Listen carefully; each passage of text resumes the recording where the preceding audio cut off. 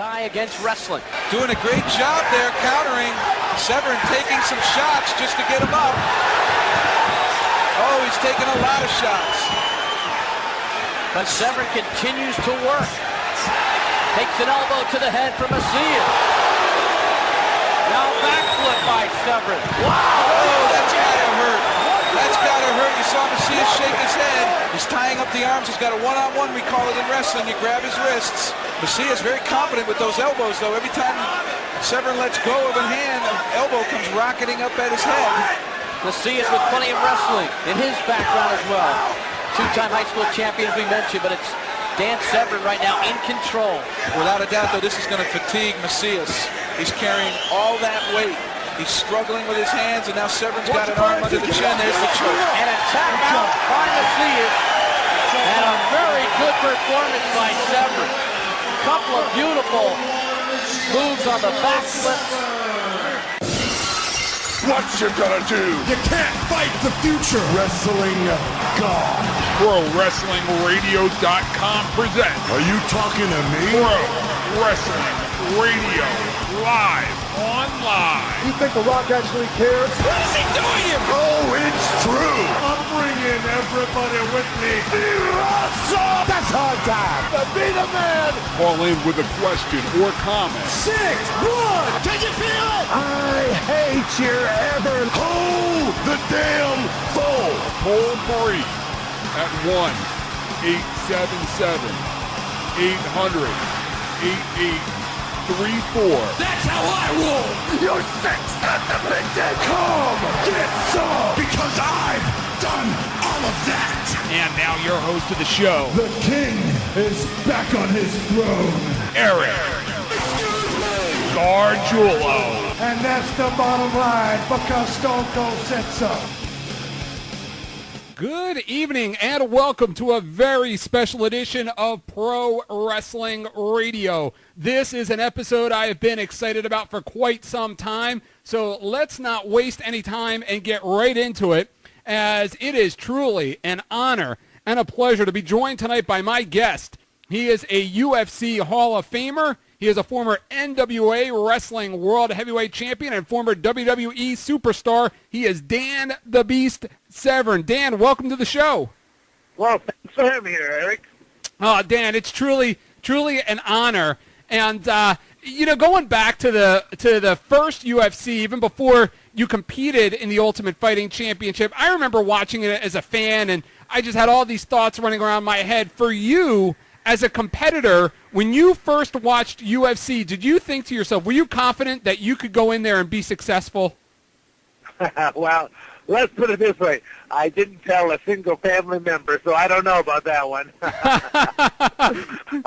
on paper, though, Eric, on paper, I thought, well, if they're close enough to throw down on me with punches or kicks, I thought either I could stay just outside of that range, or I could cut it down before they could really get any true velocity and power behind it, and that's kind of what I went by. Yeah. Now, for your background, we all were aware of your wrestling background, and wrestling fans may have known you from your UWFI days. My question to you is, did you have any kind of a boxing or striking background going into this? Oh, going into my very first UFC, no. Okay. I mean, when I tell people that when I walked out there, I was a true amateur wrestler, I really mean I walked out there as a true amateur wrestler, because it's by the time I ended up getting the nod that I was in, I had some commitments, stuff like that. I fulfilled my commitments. I only had 5 days to train. Oh, my God. And I traveled over to Lima, Ohio with Al Snow, and he had a couple other professionals and proteges. And we used his professional wrestling ring because it was the closest thing we could come to a cage. And Al had an old pair of beat-up boxing gloves, which they exchanged with each other, and the name of the game was to punch and or kick Dan. Well, Dan doesn't like to be punched or kicked, so I would simply be parrying the strikes, would get the clinches, standing clinches, throws, takedowns, and all I did was simply slap on an amateur wrestling move, turn it illegal, make them scream and squawk, and that was my training camp. Wow. So it was almost a joke. Like I said, 5 days, an hour and a half a day, and I trained not a single strike, nor a single true submission. I just did amateur wrestling moves and just turned them illegal, and I did just fine for myself. Wow. Oh, I walked into their world, and I did just fine. On the retrospective, they would not be able to train for 5 days, an hour and a half a day, and walk into my world. Ah, there you go. And it was very obvious during your match with Hoist Gracie that Jeff Blatnick, man, was he rooting for you in that matchup? Well, I mean, Jeff and I, we're from the same background. I mean, he had Jeff heavy amateur wrestling background, and specializing more in the Greco-Roman style in his latter years, and also being Olympic Olympic gold medalist. Yeah.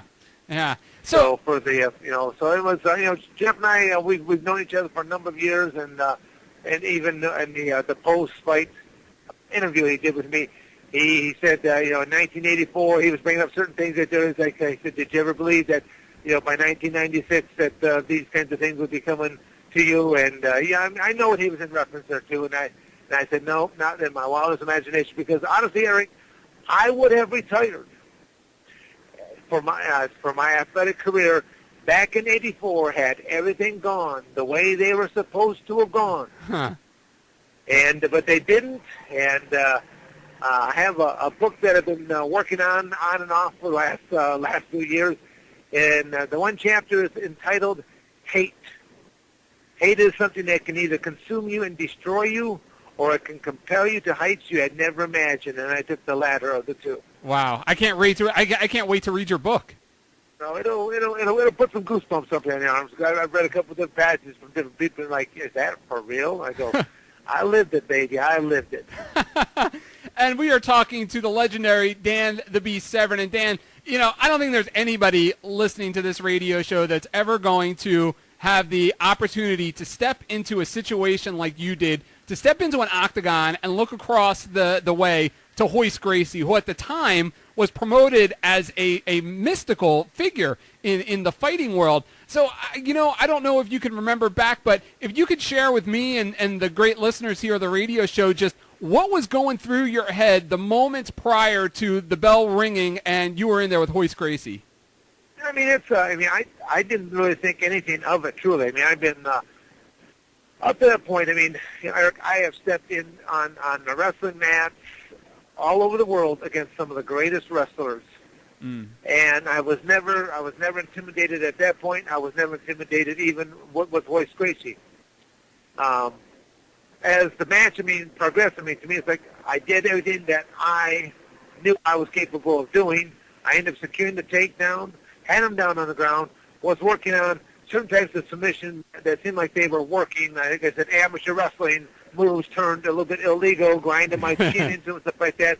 And as they say, that old cliche that the eyes are the windows to the soul. I mean, several minutes passed in this match when I'm realizing I'm going to have to hit this guy. But because it was not a part of my arsenal, I actually had to think about it. Wow. Because I had been an amateur wrestler at that point for 26 years. 26 years of rules, regulations, sportsmanlike conduct that's been drilled into me. And I'm thinking, I'm going to have to smack him. I always tell people, in retrospect, I was struggling more with my conscience than I was probably ever struggling with an opponent. And a lot of people will probably never, ever comprehend that whatsoever. Wow. But, it's just, I have represented the United States on so many occasions. Simply to step up on a podium and have your country's flag raised and have the playing of your national anthem. The medals, the trophies, the plaques, whatever, they were all secondary. It was to step up there on that podium and have, like I said, the flag and your country's national anthem. I mean, I have fought far tougher battles in that era than I ever have in any of my cage bouts combined. So getting back to the match with Hoist, as I'm down, and I finally did hit him, and I hit him again and again, but it was only peripheral off to the side. Just kind of like, as I threw a strike, I'm almost thinking, well, I hope that hurt you a little bit. Okay, and I hit you, and I said, okay, I hope that hurt a little bit more. But I couldn't draw myself to simply just ball up a fist and just do a hammer strike, red dead center face. I couldn't do that. And as I'm staring down at him, because as I said earlier, the eyes are the window to the soul. I am piercing his soul, and I can read exactly what's going through his mind. He's looking over to his dad, who's outside the octagon wall. And what's going through his mind is he's like, his mind is saying, I'm hanging in there, Dad. But if you were to throw that towel in, I wouldn't hold it against you.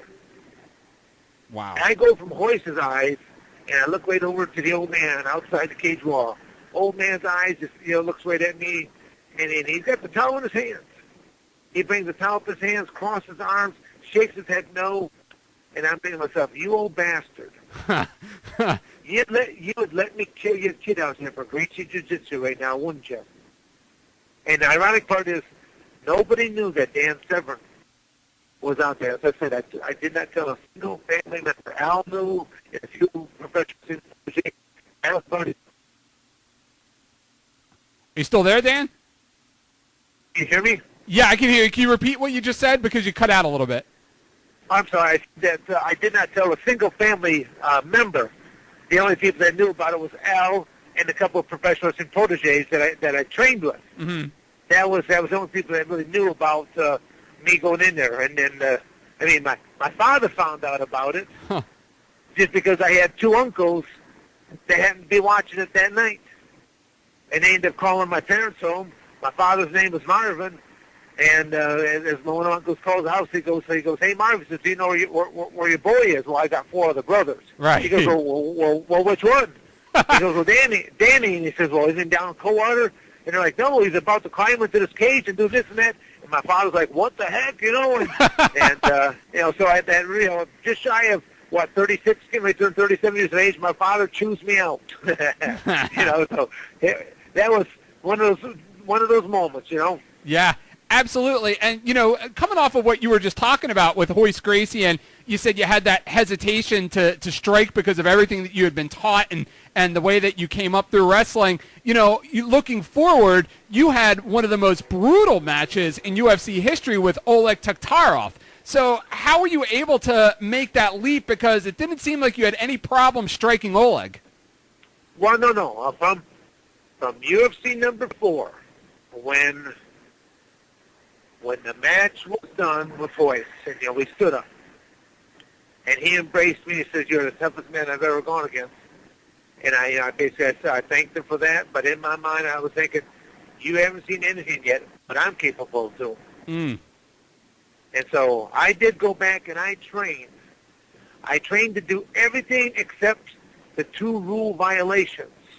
That being no biting, no eye gouging. Eric, I still have things written down in my training manual that I simply called hypothetical techniques, because you couldn't train them, or at least you would run out of workout partners real fast. And that would be like your ear. Your ear is nothing but skin and cartilage.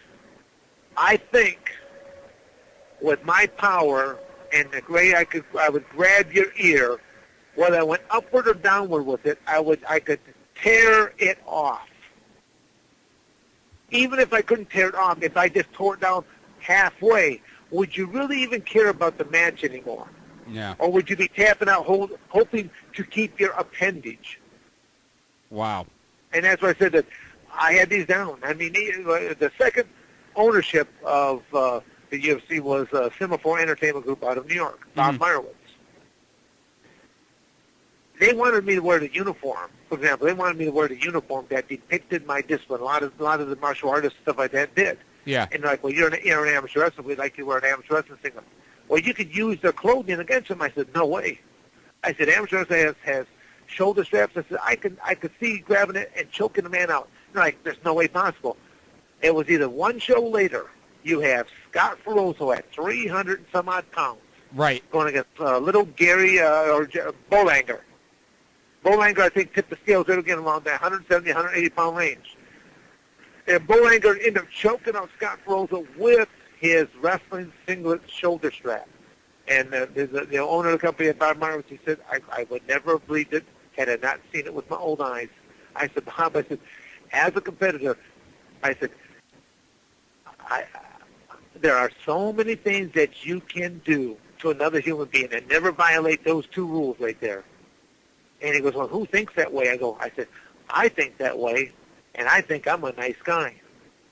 But that's how the sport has evolved. I mean, first, the fact that the sport has survived, all the politicians, the legislators, and the athletic commissions that have kind of come down almost trying to get rid of it at one point in time, and the concessions that were made in order for the sport to survive. Well, the athletes given any set of rules, will learn how to utilize those rules to their benefit. So that is, I mean, what has evolved more, I mean, the fact that the sport did survive, the athletes have now added so much more to their repertoire. Back in the beginning, athletes were classified as either strikers and or grapplers. Strikers could have been anything from a boxer, kickboxer, to Muay Thai, karate, kung fu, almost anything you can think of that involved hand, a foot, a knee, or whatever. Right. Grapplers were wrestlers, jiu-jitsu practitioners, judokians, taekwondo, I mean, you name it, it was all in there. Well, as the matches begin, the grapplers realized, man, these matches start on our feet. I better learn some survival skills, how to parry punches, stuff like that, so I can get to my clinches, to get to my takedowns. Now I'm in my comfort zone. The strikers are realizing, hey, I'm okay while I'm on my feet, but if I should be clinched or if I should be taken down, now I need to learn some survival skills so I can get back up to my feet and back to my strength. So the athletes have truly evolved with this set of rules. Now you got some strikers that can grapple with the best of grapplers and some grapplers that can strike with the best of the strikers. Yeah. You told I've heard you tell a story on a couple of interviews, and I'd hope you could share it here, about signing a death clause or something when you fought. Well, I mean, in the UFC, I don't know if the contract still states that way, but the first few contracts I signed, it basically stated in black and white, and I kept one of the contracts because I figured, well, someone may question me one day, and I figured, well, here, don't believe me, here it is. Right. But it states right in black and white, in the event of your accidental death, they're not liable. Now, as long as they didn't stick a finger in your eye or bite you, it was pretty much carte blanche because those were the only two rule violations. There were no time limits. There were no weight classes, and it was bare-knuckled action, and it was a 8-man tournament. You actually had to fight and finish off 3 men under 2 hours because it was a 2-hour pay-per-view. And a lot of people that watch the current product, that's all they really know about it is like from I think January 2005 forward is when the current ownership, the Zuffa, Dana White, that they were to secure a deal with Spike Television that it brought in this whole new audience. And most people really only know about it from that point forward. They do not know about this dark era of no-holds-barred fighting. Yeah. I do appearances practically every weekend somewhere, and they're like, I got all these young bucks. They're like, you do mixed martial arts? I go, yeah, I do mixed martial arts, and then I did the predecessor, no-holds-barred fighting. And they're like, well, what's that? Then when I start to explain, they're like, no way. I go, yeah, way. I said, you see those 3 belts up there? It represents the only Triple Crown championship in the no-holds-barred era. And I go, you're looking at the cat that holds this. Wow. I go, and I was like, before there was a Brock Lesnar, who was a professional wrestler / turned mixed martial, there was Dan Severn. Before there was Randy Couture, I said, there was Dan Severn. I said, Eric, I said, a lot of these interviews I go into, I get going into some point, I said, the world record for title belts was 7 when I started. I have 18. Wow. There's probably not another heavyweight, living or dead, that can claim lifetime chemical-free status the way I can, that I've achieved all my success on my own ability. Yeah. You know, and then to know that there's a lot of guys that are flash in the pan. They might go out there and win one thing, and you never hear from them. Yeah. Eric, I won my first national title in 1972. Wow. So when I tell people I've been terrorizing athletes for decades, I mean I've been terrorizing athletes for decades. Yeah. I was on CBS Wide World of Sports back in 1976 as a senior in high school, getting ready to set the world on fire in the amateur wrestling ranks. You know, so Yeah. being in front of the camera and rubbing and people's faces into facts, got no problem with doing. There's some people out there they'll brag. I may go in with two kudos to me. It's like, you know, shut up and see what is the real deal here. Yeah. Yeah. A name you brought up that, and he's been all over the place lately, Brock Lesnar.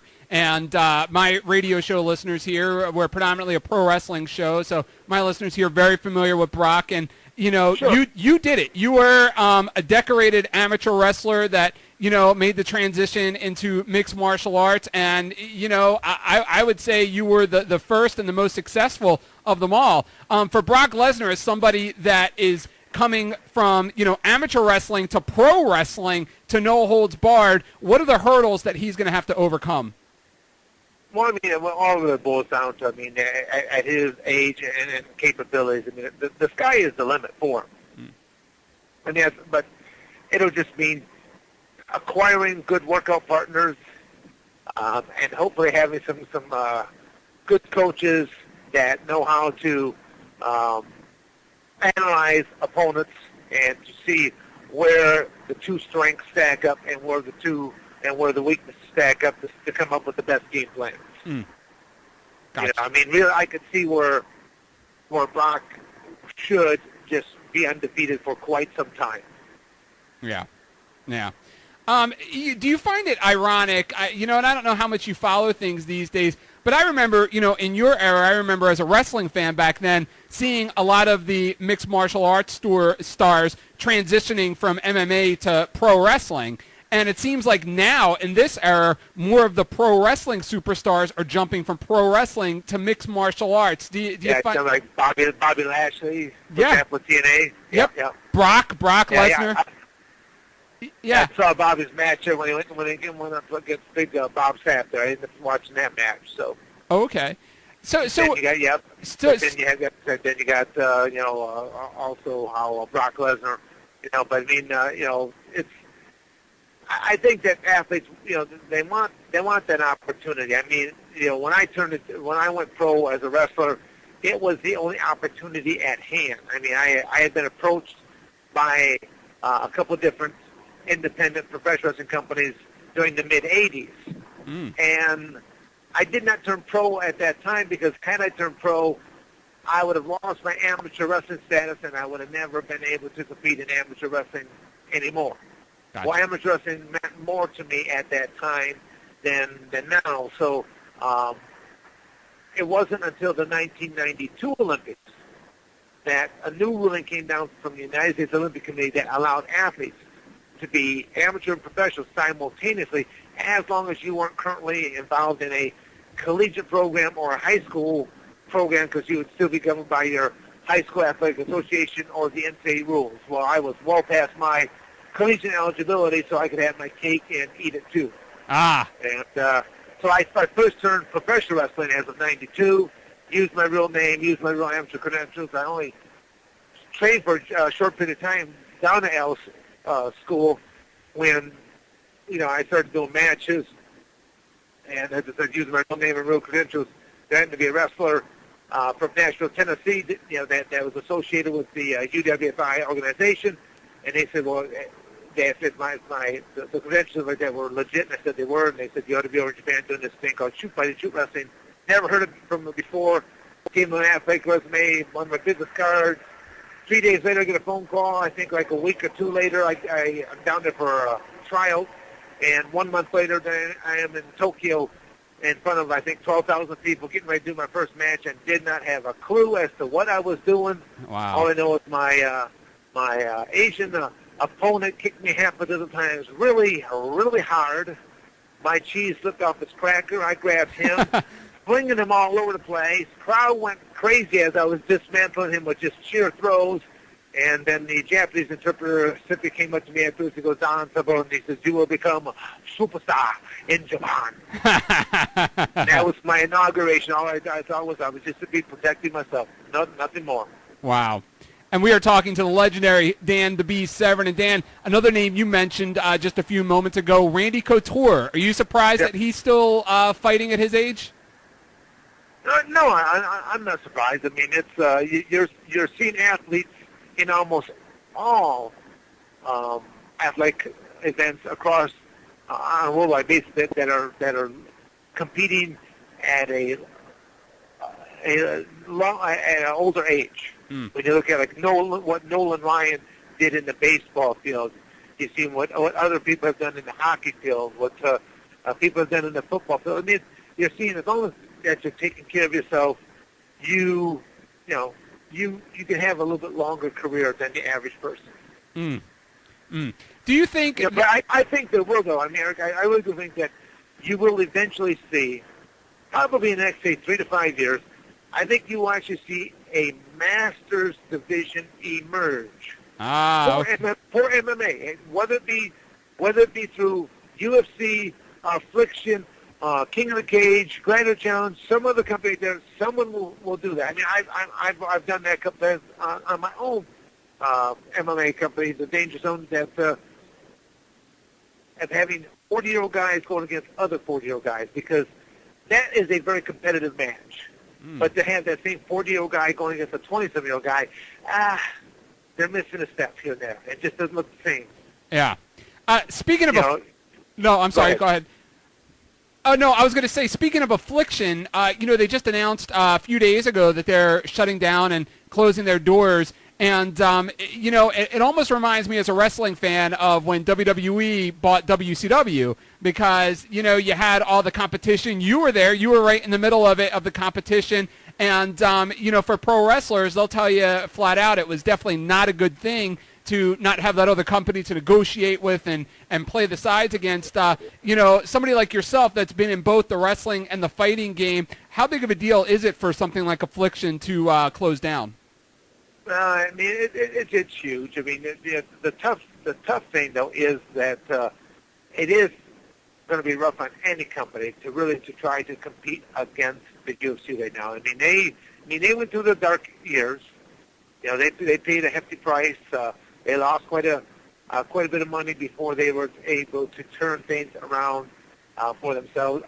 There is room for more companies, and honestly, I mean, I've said this before in other interviews. I'll say it again that.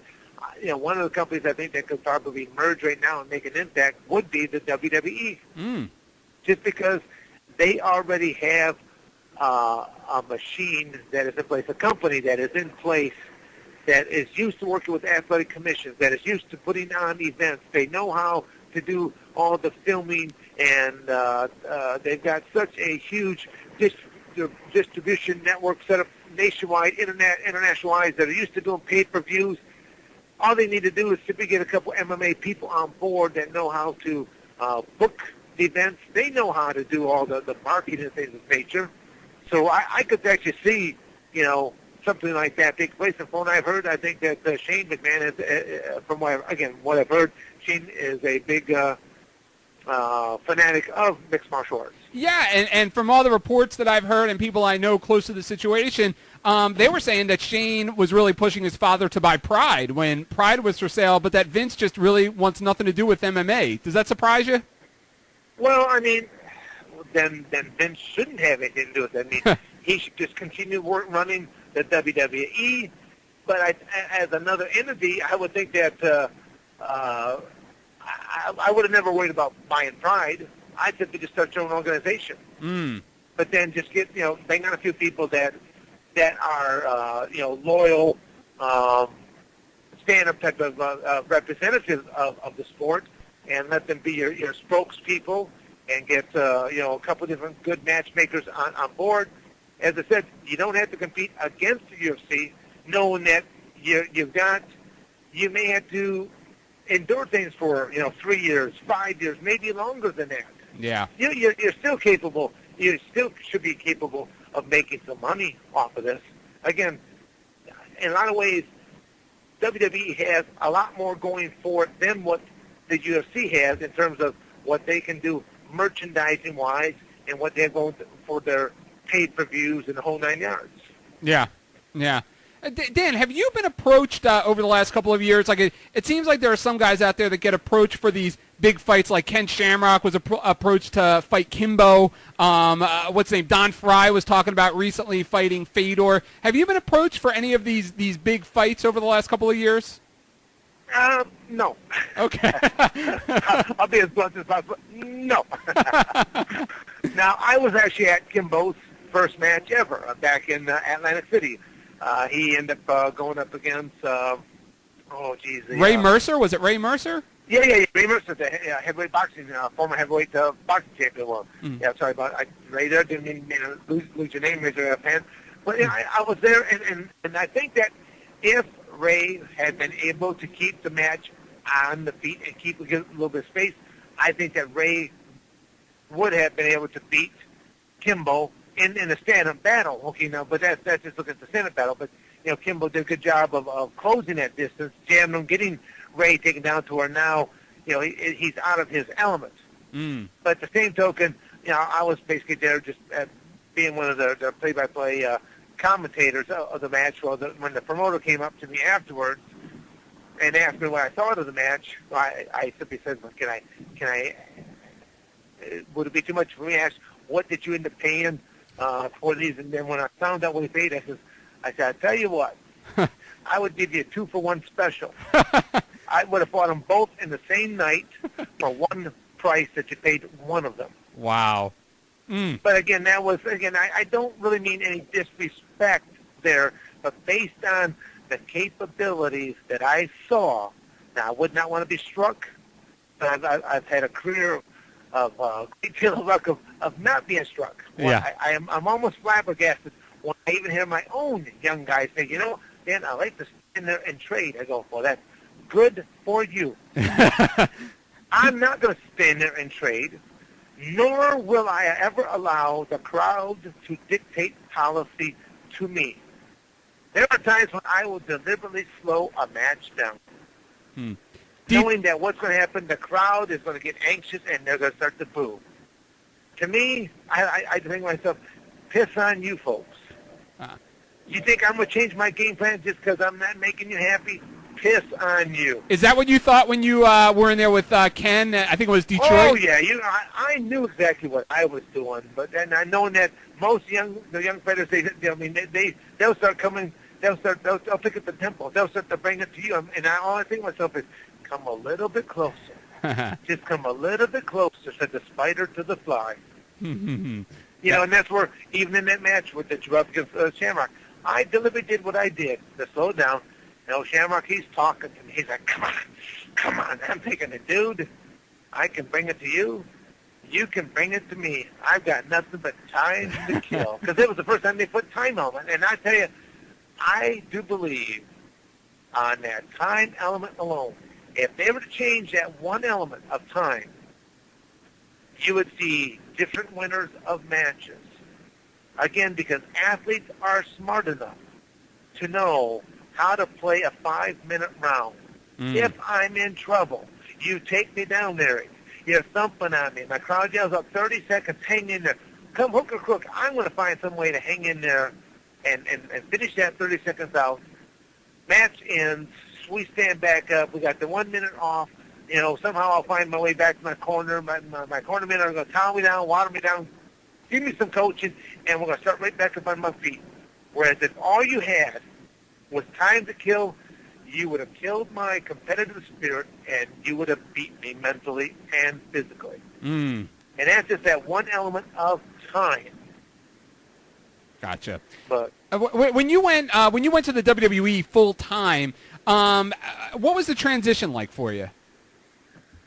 Well, I mean, it was. I worked for them basically on a limited contract. All that really means is that the average wrestler wrestled like 187 dates, and I was the only one that was non-exclusive. I could work for anybody, including their rival at the time, WCW. But I mean, you know, in a lot of ways, I don't think they knew how to utilize me, or they were almost afraid to utilize me because I had such a loose contract. If they were to put a big push behind me and put a strap on me, what's to keep me from working for the opposition? Right. And I mean, you know, again, I was going to say that professional wrestling is a whole different breed of business in itself. The longer I have been around it, the less I understand it. It just does not follow the most basic principles of business 101. And to me, it's like, you don't bite the hand that feeds you. That's like rule number one. And yet, I think the WWE was afraid to put any kind of strap on me or push because they thought, well, what's to keep Dan here? You know, I might be over there wrestling for Eric Bischoff or something like that. Yeah. At the time for WCW. Yeah. So, but again, it came, it went. You know, all I can say is that, yeah, at one point in time, I worked for, you know, the number one company in the world, the WWF, and I had a match right there, Madison Square Garden, stuff like that. So it's like, oh, been there, done that. Now I'm moving on to other things. Yeah. Yeah. But at the same token, though, Eric, if Shane is out there listening and he wants to speak to some good minds about MMA, I would sit down and talk with him. Beautiful. Beautiful. You know, at the time, I know wrestling fans remember the Brawl for All, and I've talked to some of the guys over the years that have been in the Brawl for All, and you were actually in it, and I believe you withdrew from the tournament? Well, no. I mean, it's before it ever took place, they had a company meeting, and they said, they basically proposed this concept of doing this Brawl for All, something that was going to be real amongst all the workers. And they said, but the two people that are going to be excluded is Ken Shamrock and Dan Severn. So this goes on for several weeks. And I mean, I just, again, I was only a limited contract with them. So as I said, the average wrestler works 187 dates. I only gave them 60 dates a year. Oh, okay. So I was working for literally, for the NWA and almost any other independent organization, I was working for just over 30-some-odd different companies simultaneously. I mean, I was on the road a lot. Yeah. And several weeks that the Brawl for All was taking place, then all of a sudden out of blue, I mean, I'm sacked out on a couch trying to get some sleep because I've been on the road for I don't know how many days straight, and I'm trying to get some sleep before the WWE show was taking place that night. And one of the agents comes up and he goes, Dan, how would you like to be in the Brawl for All tonight? I go, and I'm like, am I half asleep? I go, against who and how much? They go, Godfather, 5,000. I go, sure. And that was all the negotiation that went on that one. At the same token, but I did not want to wear the gloves, though, because they're like 20-ounce gloves. Yeah. I basically wanted to, I was going to walk out with the gloves and then simply take them off, and I was never going to throw a single punch. But I was going to show them what a real wrestler can do against someone that wants to proclaim of being a boxer. I was going to tie him up and twist him up in so many different knots, throw him all over the place, but it's a little bit tougher to do that when you're wearing 20-ounce gloves. Yeah. Wow. Of course, I've done more training, you know, in the subsequent years since then, because there's a lot of things I put my guys through now to where we do wear boxing gloves. Yeah. You know, 16-ounce gloves, but we do a lot of drills that we know that we can do striking and then go right into guillotine, standing guillotine chokes, to lateral drops, to snap downs, and this. I mean, you would be surprised of what we do now wearing boxing gloves. That was one of the things that I'd offered up my service before was to the UFC was I offered up to be one of their coaches. Okay. For one of their Ultimate Fighter seasons. Because to my knowledge, and feel free to correct me here, Eric, have they ever had a true coach on there? Not that They've had fighters on there, yes. But I mean, I coached at two different Division I universities, which whoop-de-doo. Now, lots of guys that can say that, but look at what happened to those programs while I was there. And that's, to me, it's like, I won't say any more than that. Just look at what happened to those programs while I was there. Yeah. There was I ended up meeting Dan Hodge, a legendary amateur wrestler, also professional wrestler. Sure. And I mean, I'm a two-year home from during his collegiate. I think he went both undefeated for boxing and for amateur wrestling. Now, I met Danny Hodge first time back in 1976. There was a book that came out back in 76. The book was titled Two Guys Named Dan. And it represented Dan Hodge and Dan Gable. Mm-hmm. He told me back in 76, he says, they were looking at naming that book three guys named Dan, and I was the third guy because in 76, I was, coming into Arizona State. I was dubbed the freshman phenomenon. I was 34-0, 24 pins. I set an NCAA pin record my first tournament out. I had pinned 5 out of the 6 NCAA place finishers that year before a knee injury sidelined me. Okay. Sports Illustrated had even contacted Arizona State University to write a 4 or 5 page spread on me with a potential cover shot. And the last time this ever happened was, I think, with Danny Hodge being on the cover back, and I forget what time it was. Okay. So, I mean, there was a big, I tell people that, you might be impressed with what I did in UFC, but you got to realize I was 10 years past my prime when I walked into the UFC in the first place. Yeah. And people I don't think they can comprehend that. I was at a UFC 100 event. I happened to be back east for an event, and I had a few gentlemen there that were, well, slightly or maybe mostly inebriated under the influence of barley pops. Gotcha. And they're talking to me afterwards, and they're like, Dan, and they're like, I get up to them, they're like, would you fight Brock Lesnar? I go, yes, I would. Now, I go, let's put this in perspective. Would it be a good match for me? Probably not. I said, but look at me. I'm a 51-year-old man. Remember what I look like and what I'm currently doing. Look at Brock Lesnar when he hits 51, if he lives to see 51 years of age. Yeah. I said, I guarantee you, he won't be doing what I'm capable of doing. Gotcha. So I said that before. It's like, I'll just say, I know how I've achieved all my success. And if you knew how little I trained on top of that, Eric, it would boggle your mind. Wow. I am truly a freak of nature. Huh. And all I would say is, don't even ask me. Ask the guys that go to my training facility what I'm capable of doing. Wow. So, In your opinion, and I don't know how much you've watched him over the last couple of years, how good is Fedor? I would have really liked to have seen this match between him and Josh Barnett. I was excited to see this match, and I don't get too excited about anything anymore. I really was excited to see this match because knowing what Josh Barnett's capabilities are, seeing what strengths that Fedor has, this would have been a great test. Would have been a great test for both athletes. Mm. Yeah. And honestly, I was going to bet on Josh. Wow. Who would you bet on? Who would you bet on between Fedor and Brock?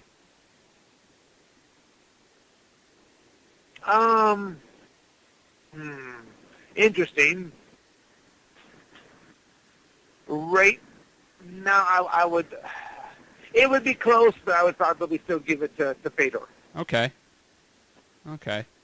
It's close. I mean, but at the same token, I don't think that Brock should have ever even lost his first match. Right. Again, I'm not even going to talk about the accidental clubbing. Whoever was the guy that came up with the game plan was a horrible game plan. Yeah. And again, maybe there was a proper game plan that was in place, but maybe Brock just overblew it. That to me is like, Brock comes from a legitimate amateur wrestling background, and Mir comes from his true strength is in his ground submissions. Yeah. Now, obviously, Frank was going to have to come to Brock. It means like my game plan would have been for Brock was to simply just to keep bludgeoning Frank every time he got close, and know that in that final 30 seconds on, see again, here's what time. See, I'm going to use that time element here right now. I'm going to use the first 4.5 minutes up of that first round of just bludgeoning. Don't go to the ground. Just keep bludgeoning. Then in the final 30 seconds, take him down and go for ground and pound, thinking that you shouldn't get caught in that. And besides, by the time you got that point, you don't know how good his eyesight's going to be in the whole 9 yards. I mean, what damage you have inflicted. And then if the time runs out, go by round 2, go with the same game plan again. And that's, eventually you'll win because Brock is he's a physical specimen in terms of just sheer power. Yeah. And he knows enough about wrestling to where he can maintain and control it. As I watched the second match up there, he maintained good positioning and basically worked the ground and pound game. He didn't have to. He stayed busy. Yeah. He just kept striking, and that's all he really had to have done. What is the advantage that Brock would have having 4 matches now in UFC against Fedor in that Fedor would be fighting his first match in an octagon as opposed to the rings? Oh, I don't think that would phase much the Fedor. Honestly, I don't. Okay. I mean, it's there's a whole different mentality, I think, and that's where a lot of Americans won't really ever understand that mentality. I mean, when you don't see a whole lot of emotion on his face, stuff like that. I mean, it's something I've seen time and time again there. I mean, so I don't know how I'll answer that with you. I just know that a ring to a cage would not be any real mental game whatsoever. Gotcha. You told a great story in an interview that I watched, and I would hope that you'd repeat it here, and I don't want to put words into your mouth, so I'll just give you the lead in here. You told a story that I heard, which I found fascinating. It was a story about your final Royal Rumble match and what you had thought about doing. Sure. Okay. Well, again, it kind of gets back to that the loyalty and factor and the WWF, not having any kind of a true control over me and stuff like that. I mean, we end up getting into what is known as creative differences. And what it boils down to is that, the cycle of a professional wrestler, if you're a good guy, they'll turn you into a bad guy. If you're a bad guy, they'll turn you into a good guy. That's just the cycle of a professional wrestler. Mm-hmm. And I already had put together some preconceived ideas of what I could live with as being the bad guy, because I was considered a good guy, just a no nonsense, didn't cut any real promos and stuff like that. Just went out there and dismantled people, whether I wore a suit or if I was out there in my gray shirt and my trunks. Mm-hmm.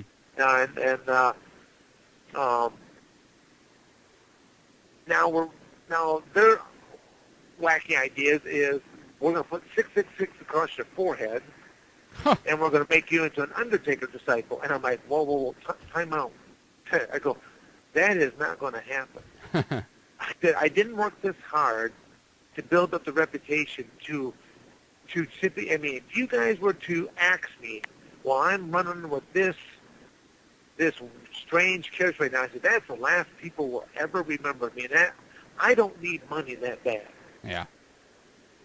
And, because I pitched the ideas I had, and I had some of the agents, they thought it was good stuff, but, they were pushing the other aspect. And I said, I can't do that. I said, if I was wearing a mask, a hood, or something like that, and nobody knew who I was, I said, I would be the most evil man you had ever met. Because why? I go, that character is locked into a bag, and no one knows. Or they shouldn't know. And I said, I did not want any repercussion to my family, nor my business, nor myself. And they're like, oh, Dan, you know how much money you can make? And I go, like, I already make money. Yeah. That is not why I'm here. I don't think that's how they can comprehend it. But it did, and they're like, well, we could start using you poorly. Well, I go, well, what does that mean? Well, we could have you start losing matches. I go, that is true. You could ask me to lose a match. But where does it say in my contract anywhere that I have to lose any matches? And I don't think they expected me to play a little trump card. Yeah. And so at that point in time, you know, what was the event that was coming up? The Royal Rumble? Yeah, the Royal Rumble was coming up. And so you already know ahead of time if you're going out there, you know, wrestling number 6, you know, when you're supposed to be exiting the thing. And I kept thinking about calling Eric Bischoff and Ted Turner and say, WCW, what's it worth to you guys? At the moment that I'm supposed to be exiting this ring, and I decide to turn fantasy into reality. It's live. It's pay-per-view. So I just going to think it's just all part of the script. And now, granted, just through sheer numbers, they'll eventually get me out of the ring. But they haven't got me out of that arena yet. Yeah. How many so-called stars would I make look pretty silly out there when I started taking and turning fantasy into reality? And that's something that's the part that kind of bothers me a little bit about professional wrestling. That some of these guys, I think they lived in the world of fantasy for so long, they start believing their own craft that a creative team makes up. And I always use like a Stone Cold Steve Austin as one of the characters. So again, not to super pick on him, but you know, I always say that who was he before? I said the man had long blonde hair. He was one half of the Hollywood blonde. You know, and you know, you have a creative team that says we're going to shave your head. This is your new look. You're going to be the anti-authoritarian, which is going to be big for almost any kind of blue-collar work or stuff like that. You get to drink beer on the job, you get to flip the boss off, and you take over the corporation. Only in the wacky world of professional wrestling could something like this ever materialize. Yeah. Now, in the real world, if you had done something like this, you would get fired. If you're still hanging around, the boss calls the cops. Cops take you away, and the next match that you're wrestling is going to be with your cellmate, and he's playing for a whole different prize, and then he's going to be selling you to his cellmates for smokes. Yeah. You know, that's the real world. I think if they would have ran with that angle, I would have even bought into that one a little bit more. But it just amazed me. Even when I was looking into doing professional wrestling in the very, very beginning, the very first show I ever went to, I was there as a spectator, you know, at one of Al Snow shows. I was watching the crowd more than I was watching the show itself, and it just amazed me. The transitions and what the fans did. Mm. I thought that MMA had a lot of strange fans. They don't. It doesn't hold a candlestick to the professional wrestling world, and that is the land of the hocus and the pocus.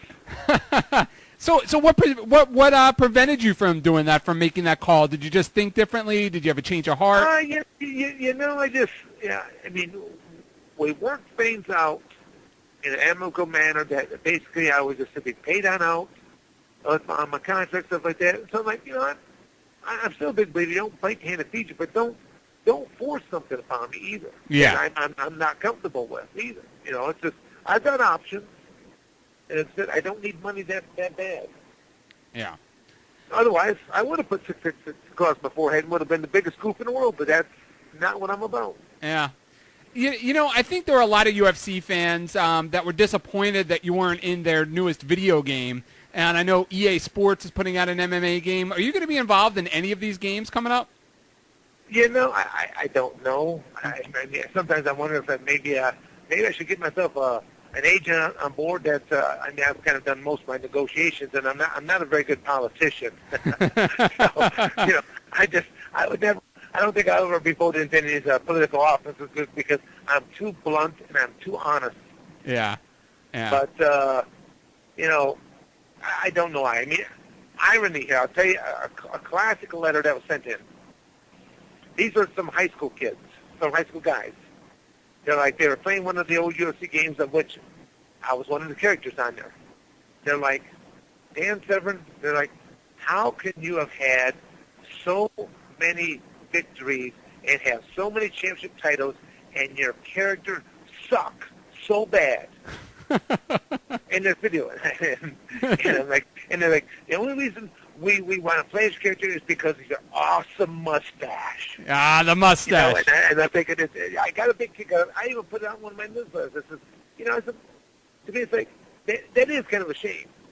Yeah. That creators of games, maybe I said something to someone that might have offended some sort of thinking, well, maybe we're going to make his character crappy.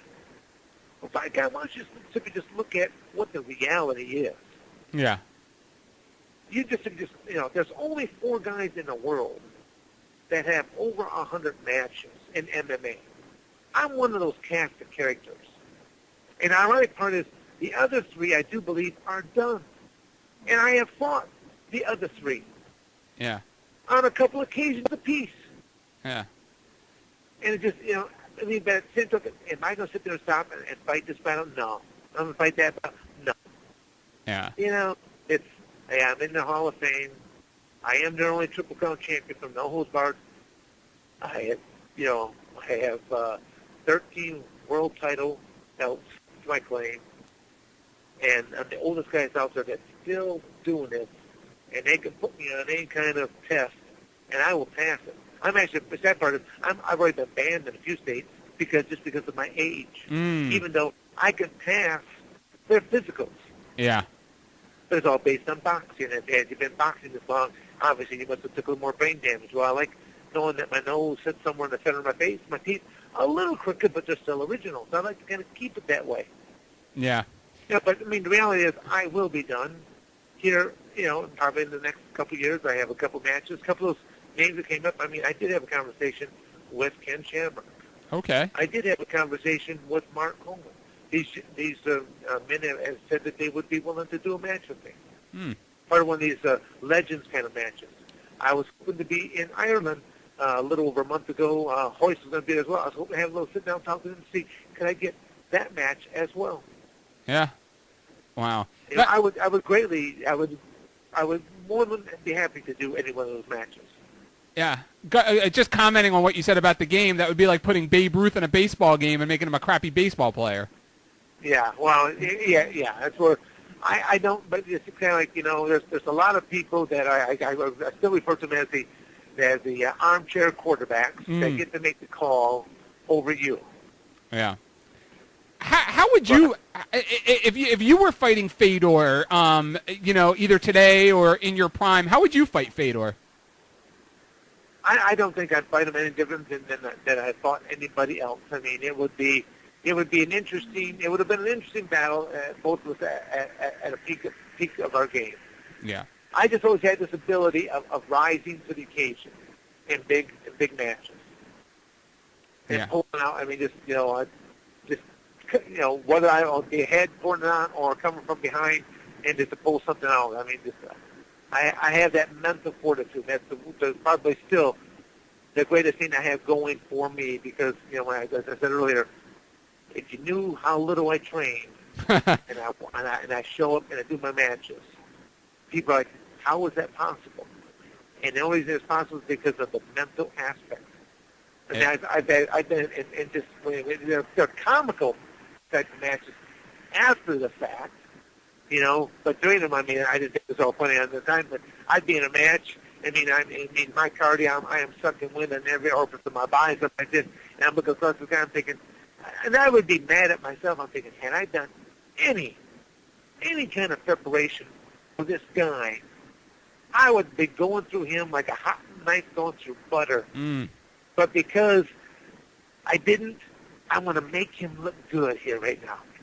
That just kind of bothers me sometimes. Yeah. So that's why I said I've got a handful of matches I would like to revisit. Yeah. Because it's kind of like I've kind of titled my little retirement tour as this no regrets. The Dan Severn No Regrets Kiss My Ass tour. Because I have a lot of people that, they're like, why do you want to keep going? I go, well, probably because I still can. Yeah. Now, I'm not going at the cream of the crop. I don't have really any vendettas with any of the current champions or anything of this nature. I have a few matches that I've had in my life that I would like to revisit and explore one more time. Ken beat me in the first match. I beat him in the second match. The rubber match needs to happen. Hoist, he was my first loss ever. Well, I'll tell people, sure, I tapped that night, but did I tap because someone beat me, or did I tap because I was unwilling to do what I had to do to another human being? I know what went down. I would gladly do that match again. Mark Coleman, I'd love to do that match again. Yeah. Well, just a couple more questions in the time I have with you. I guess just finishing out on this Fedor-Brock talk. If you were coaching Brock, because you talked earlier about what you thought Brock did wrong against Frank Mir, what would you tell him to do or not to do against Fedor? Well, I mean, right now, I'd still keep the match all up on the feet with Fedor. I still think that, Brock's still so young in the game. There's a lot that he can add to his repertoire. Yeah. That really is not, nothing that's going to be crazy or like this, just some good fundamental stuff that Brock will stay on top for a long time. Yeah. Or someone else is going to come through. There's always going to be that chance of that lucky submission, that lucky punch, that lucky kick, sure. But I don't, with any kind of true preparation, I don't see it happening for a while. Gotcha. So what exactly happens between you and TNA? Because I remember when TNA wrestling first started, you were the NWA champion, and then all of a sudden they had a show and you weren't there. What was the story behind that? Well, they were doing their pay-per-views, I think, on a Wednesday night, either Tuesday or Wednesday. I don't remember what it was right now. But, they're getting ready to do their first pay-per-view. They actually have been in contact with me because I was holding on the strap. I kind of feel like I got used, really. I'm trying to think the Japanese wrestler that actually held the belt at the time, and he died. Oh, boy, I'm drawing a blank right now. It'll probably come to me here after we're done with this interview. But he did not want to relinquish the strap to any of the current U.S. guys. He didn't feel that they were worthy of him losing the match, too. And so when what was supposed to be originally just a tag team match, on me, and all of a sudden it goes into a single match, and him dropping the strap to me because again of what my credentials and stuff like that were. He had no problem doing that with me. And boy, I can't think of the guy. Was it Ogawa? Was it Ogawa? No. Because he's dead now. The Japanese wrestler. Oh, okay. He had a heart attack. Hashimoto? Yeah, there you go. Hashimoto. Yeah, Hashimoto was the strap at that time. So make a long story short, I go to Japan. I do a singles match with Hashimoto. He dropped the strap there to me. I bring it back to the United States. Now there's the TNA has brought the rights to use the heavyweight title belt. They got the first pay-per-view, and all of a sudden they want an NWA heavyweight title defense. And I'm like, and at that time, I kept my schedule right up on my website. So people want to know if I was booked. It really showed if I was booked. Yeah. And I was booked. I was supposed to be out in New Mexico on a, I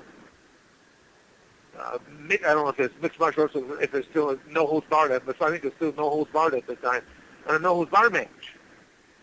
And it's been up for a while now. And all of a sudden, put pressure on me. They want me there. I go, guys, I don't have a commitment. They're like, well, we will need you. I go, does it not mean anything to you guys that you give in your word, you signed the contract?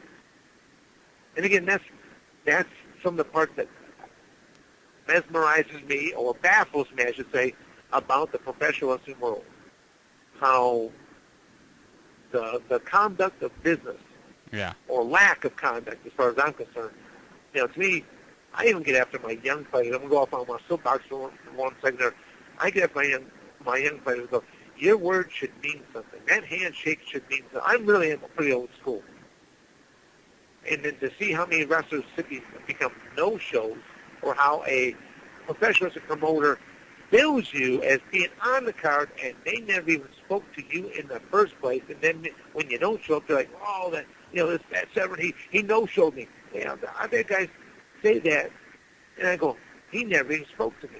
Wow. I was never even aware that I was even wanted on a particular show. Wow. So that's why I said there are things about the professional world that just do not make sense to me at all. The most basic fundamentals of business 101. Yeah. But I don't know how I got off the point right now. What was actually the original question? About TNA. What happened? Well, and then now they're pressuring me for a heavyweight title. I go, I can't. I have given my word. I am to be on a pay-per-view. They have been promoting it, all the posters, stuff like that. I need to be there. So basically, they're like, well, then we're going to strip you the belt. And I'm like, fine. You have your damn belt back. Yeah. But now, those are one of the things that, in hindsight now, I should have simply said, and I can't really say on the air what I really would like to have said. Yeah. But to me, like, I should have just said, fine, come and get the belt. Mm. You send your representative, and I'll send them back in a body bag. I'll show you what still means fantasy and what means reality. And then again, those are one of the things I wish I had done there. Yeah. But to me, it's like, yeah, you want me? Fine. I got better people to work with, more honorable people that their word should mean something. And I still have no problem. I mean, I'm baffled by the professional world. I get all kinds of booking opportunities to them. And, I mean, the people that know me, they know that if I give my word, I'll be there. Yeah. But there's a lot of wrestlers, their word means nothing. Yeah. You know, they just have such bad records of being no shows and the whole 9 yards. And that's one industry that a lot of times people say, well, didn't that surprise you? I go, nothing surprises me anymore in the world of professional wrestling. And I mean, up to the point when you had Tiger Ali Singh Jr., who was doing the turban-wielding gimmick there, and he had his little sidekick Hapu, and was saying how Americans will do anything for money, and the wrestlers, we'd be sitting back to watching the monitor, knowing how much money he literally had on him to go out there and say, which one of you, he'd be out there like, which one of you so-called beautiful American women would come into the ring and kiss Habu, his little sidekick, Temple State sidekick, and stuff like this. And we're back there. People thought that these were plans. And they weren't. These were real people on the stands, that willing to jump up there for $50 and lick toe jams out of his toe, or to do this and do that. And like, wow. Yeah. The guy had several $1,000s on him that he could have made, but no, people would jump up there for nothing. Wow. Unbelievable. Well, Dan, as I close out with you here, it has been an honor. I just, as a fan, me personally, going back to the first UFCs, I mean, this was an interview I've been excited about ever since I scheduled it. Where can fans follow you? Take as much time as you need to promote anything that you'd like. Well, Eric, I mean, honestly, if they want to check out all the different things I have going, I mean, the best place to go is my website, and that is simply just DanSevern.com. They can simply just Google my name and see all the things that I've been involved with. I always say that, I've been around a long time. You can Google in amateur wrestling, professional wrestling, MMA, or no holds barred, and associate my name onto there, and you might be surprised with all the things that I'm associated with. I have a training facility in Coldwater, Michigan. My first love is still teaching amateur wrestling to kids, to junior high athletes, to high school athletes, even collegiate athletes. And I have some athletes that have come out that have done really well for themselves. But then also teaching the 2 international styles, Greco-Roman, freestyle. But we also teach professional wrestling, mixed martial arts. I run a professional wrestling company called the Price of Glory. And the guys being all the wrestlers, they kind of just named it. in honor of me, brother, because I use the cliche that there's no such thing as free in this world. Yeah. There is a cost for everything, whether it costs you time, it costs you money, or the blood, sweat, and tears. I said there is a cost associated. So they came up with the price of glory in honor of what I did there. And so, I mean, I do a lot of things. I've been working with law enforcement for over, I think the last, 7-8 years. I developed a specific ground defensive tactics programs for that when everything does go wrong and you are down on the ground. I work with corrections, air marshals. I've done some stuff with, just starting to do some stuff with some of the Border Patrol. And this last year I just did the first of my military application. So I like knowing that I've been able to take my background and make a lot of positive impacts in different sectors. And I do a lot of speaking engagements, especially when it comes to like juvenile centers and things of nature, just to have young men make the right decisions. To not look to go into gangs and things of this nature. Yeah, absolutely. I do a lot of different things. Like I said, just go to dansevern.com and you'll see it's almost like a three-ring circus. My CPA basically said he's never met anyone like me. He said you took all your hobbies and you turned them into businesses. He goes, he knows I work long hours, but I enjoy what I do. And isn't that the key to success in life? I think it is. Yeah, I think so too. Dan, once again, truly an honor, and I'd love to have you back sometime because I have a whole sheet of questions here that I didn't even get to. So, you're welcome back on the show anytime.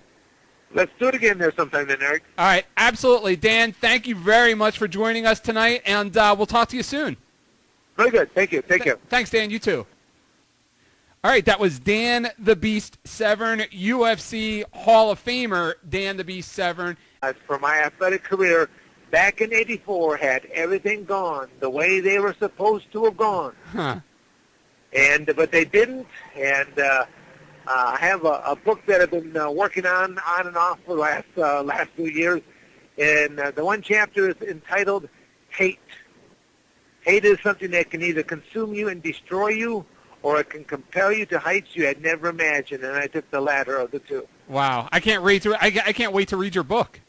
No, it'll put some goosebumps up in your arms. I've read a couple of different passages from different people, and like, is that for real? I go, I lived it, baby. I lived it.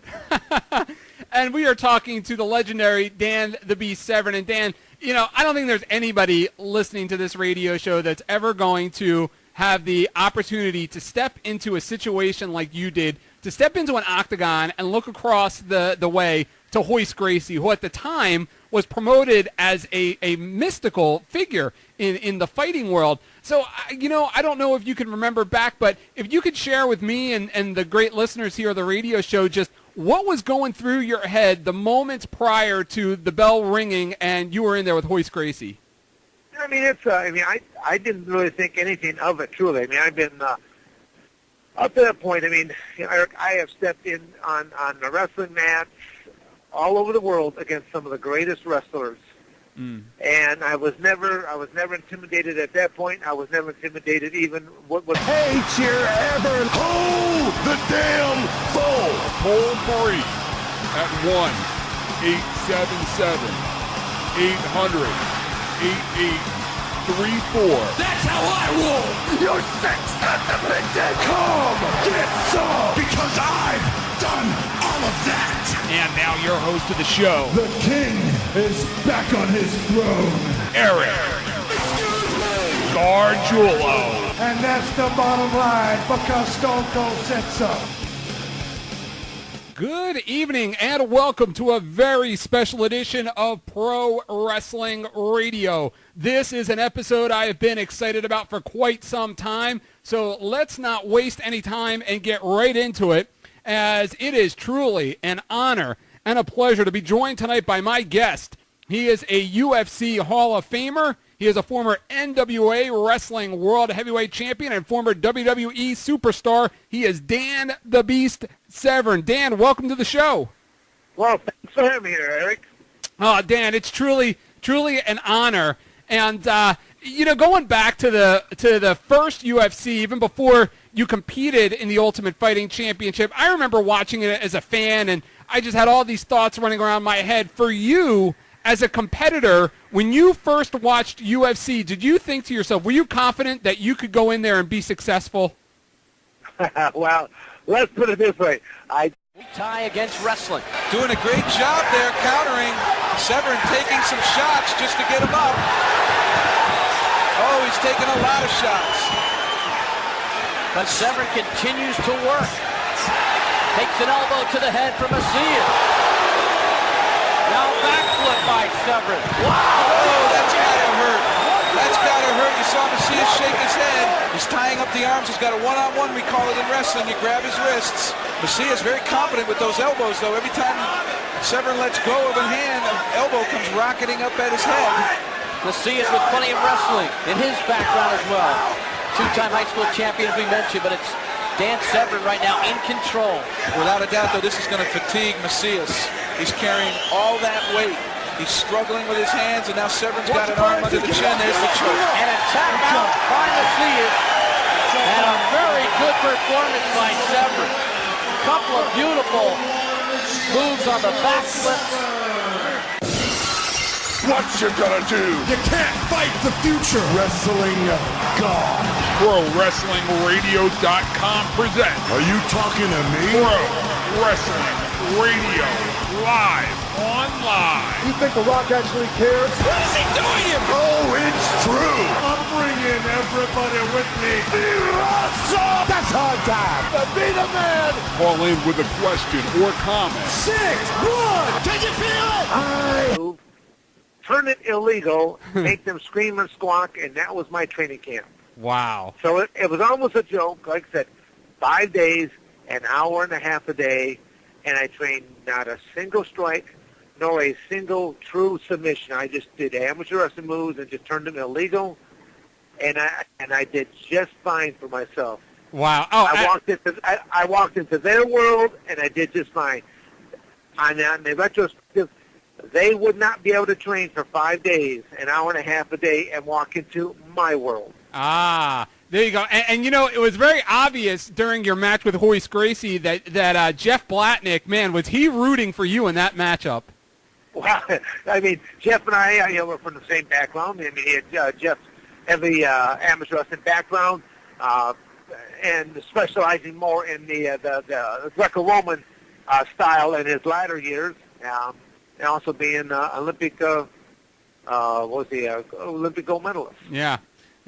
So for the, so it was, Jeff and I, we've known each other for a number of years, and even in the post-fight interview he did with me, he said, in 1984 he was bringing up certain things that there was like, he said, did you ever believe that, by 1996 that these kinds of things would be coming to you? And I know what he was in reference there too, and I said, no, not in my wildest imagination, because honestly, Eric, I would have retired. I didn't tell a single family member, so I don't know about that one. on paper, though, Eric, on paper, I thought, well, if they're close enough to throw down on me with punches or kicks, I thought either I could stay just outside of that range, or I could cut it down before they could really get any true velocity and power behind it. And that's kind of what I went by. Yeah.